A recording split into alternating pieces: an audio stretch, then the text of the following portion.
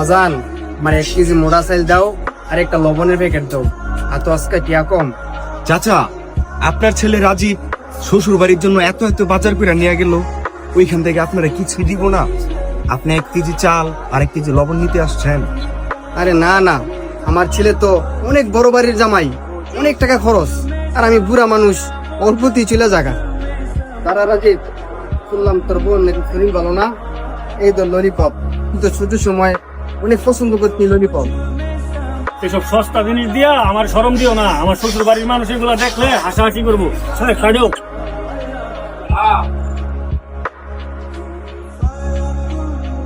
চাচা, রক্তের টান বড়ই অদ্ভুত। আপনি যারে হাড় ভাঙা পরিশ্রম দিয়ে বড় করলেন, সে আজকে শ্বশুর বাড়ি পেয়ে সে করে টান ভুলে গেল।